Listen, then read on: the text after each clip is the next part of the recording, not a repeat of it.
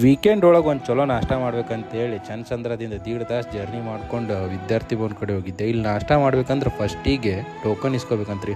ಅದ್ರ ಸಂಬಂಧ ಅಕ್ಕಾರ ಕಡೆ ಹೋಗಿ ಅಕ್ಕಾರ ಅಂತೇಳಿ ಕರೆದು ಅವರೇ ನಮಗೆ ರೆಸ್ಪಾನ್ಸ್ ಮಾಡಲಿಲ್ಲ. ಆಮೇಲೆ ನಮ್ಮ ಕಡೆ ಬಂದು ಟೋಕನ್ ನಂಬರ್ ಕೊಟ್ಟು ಆಮೇಲೆ ಹೇಳಿದ್ರು ಅವರು ಮುಂದಿನ ಸಲ ಬರ್ಬೇಕಂದ್ರೆ ಇಲ್ಲಿ ಸೀಟ್ ಬುಕ್ ಮಾಡ್ಕೊಂಬರ್ರಿ ಅಂತ ಹೇಳಿದ್ರು. ನೀವು ಯಾರಾದರೂ ವಿದ್ಯಾರ್ಥಿ ಭವನ ಕಡೆ ನಾಷ್ಟ ಮಾಡಕ್ಕೆ ಹೊಂಟಿದ್ರೆ ಅಂದ್ರೆ ಫಸ್ಟಿಗೆ ಈ ನಂಬರಿಗೆ ಕಾಲ್ ಮಾಡಿ ಸೀಟ್ ಬುಕ್ ಮಾಡ್ಕೊಂಬಿಡ್ರಿ. ನಮ್ಮ ಪಾಳೆ ಯಾವಾಗ ಬರ್ತೈತಂತ ಈ ಕಾಕ ಕೇಳಿದೆ. ನನ್ನ ಟೋಕನ್ ನಂಬರ್ ನೋಡ್ಬಿಟ್ಟು ಈ ಕಾಕ, ತಮ್ಮ ನೀ ಇನ್ನೂ ಸರಳ 1 ತಾಸು ಬಿಟ್ಟು ಬಾ ಅಂತ ಹೇಳಿದ ನೋಡ್ರಿ. 1 hour later. ನನ್ನ ಪಾಳೆ ಬಂತಂತೇಳಿ ಒಳಗೆ ಹೋದೆ ರೀ. ಒಳಗೆ ಹೋಗಿ ನೋಡಿದ್ರೆ ಎಲ್ಲರೂ ಮಸ್ತ್ ಬ್ಯಾಟಿಂಗ್ ಆಡಕತ್ತಿದ್ರು. ಹೋಟೆಲ್ ನೋಡಕ್ಕಂತೂ ಮಸ್ತ್ ಇತ್ತು ರೀ. ಒಳಗೆ ಭಾಳ ಕ್ಲೀನ್ ಇತ್ತು ಮತ್ತು ಹೈಜೆನಿಕ್ ಇತ್ತು.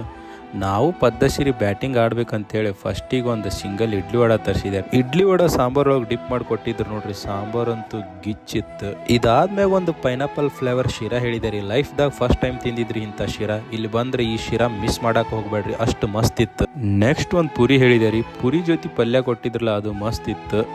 ವಿದ್ಯಾರ್ಥಿ ಭವನಕ್ಕೆ ಬಂದು ಮಸಾಲೆ ದೋಸೆ ತಿನ್ನಲಿಲ್ಲ ಅಂದ್ರೆ ಹೆಂಗ್ರಿ, ಅದಕ್ಕಂತೇಳಿ ಲಾಸ್ಟಿಗೆ ನಾನು ಒಂದು ಮಸಾಲೆ ದೋಸೆ ಆರ್ಡ್ರ್ ಮಾಡಿದ್ದೆ. ಬೆಂಗಳೂರೊಳಗೆ ತಿಂದಿರೋ ಮಸಾಲೆ ದೋಸೆ ಒಳಗೆ ಇದು one of the best masala dosa ನೋಡ್ರಿ. ಅಷ್ಟು ಮಸ್ತ್ ಇತ್ತು.